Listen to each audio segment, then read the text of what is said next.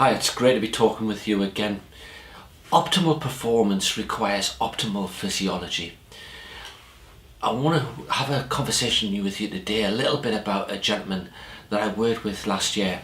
So this gentleman, very senior in his organisation, an exceptional leader, performing really well within the workplace. He nailed pretty much just about everything that you could think of, and the people who reported to him spoke exceptionally highly of him.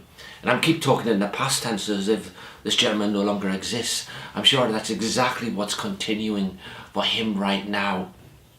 But one area where he had really struggled, and one area where I suggested to him that he needed to focus differently, was this connection between your physiology and your psychology.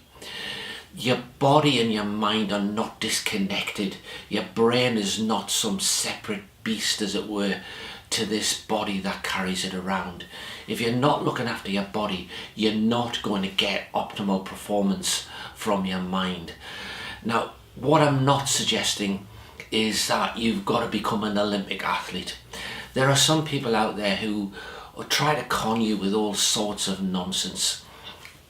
You don't need a green smoothie or any kind of juice product that allegedly contains all of these vitamins and minerals. You just need to eat a healthy diet, and we all know what that is. You don't need to perform in your exercise space again like an Olympic athlete. I even know somebody who I've been very closely connected with who suggests that people should take ice baths, etc. And really, honestly, that's just not true. Unless you are training for the Olympics, then perhaps you need to do it. You know, what we're talking about here really is just looking after your body at a reasonable level. So a decent package of nutrition, a decent amount of exercise, which will help your body perform at its highest level, which actually, again, helps your brain perform at its optimal level. So this gentleman that I was coaching, he had neglected his physiology. It was quite bizarre. Outside of his office sat a beautiful car that he drove. He wouldn't miss the services on the car. If there was something not right with it, he would get it fixed immediately. He works in the manufacturing industry. If any of his machines weren't working well, he would make sure that they were fixed, that they were managed well, that they were checked regularly.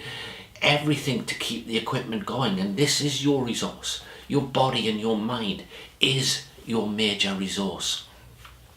So if you're leading people, if you're in a position where you're expecting to use your brain as your primary tool, you should never neglect your body either. Again, I repeat, I'm not suggesting that you've got to perform like an Olympic athlete. I'm not suggesting that you've got to have a clean, positive diet that is, you know, at an exceptional level, and that you should never ever have some chocolate, or you should never have a drink of alcohol. Of course you want to have fun in life as well, but it's about 90 or 80% of the time eating well and doing some exercise. So optimal performance requires optimal physiology, but it's hard, isn't it? And sometimes it's really difficult to stick to things. So for this gentleman, what made a difference was having a coach.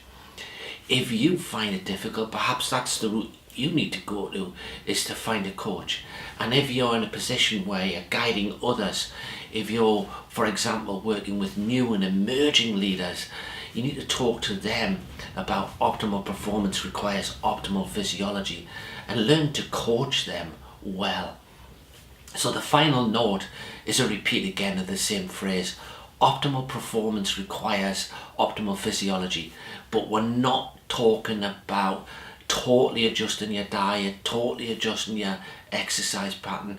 It's about being real, doing the real stuff in the real world, and taking care of your major resource, which is you.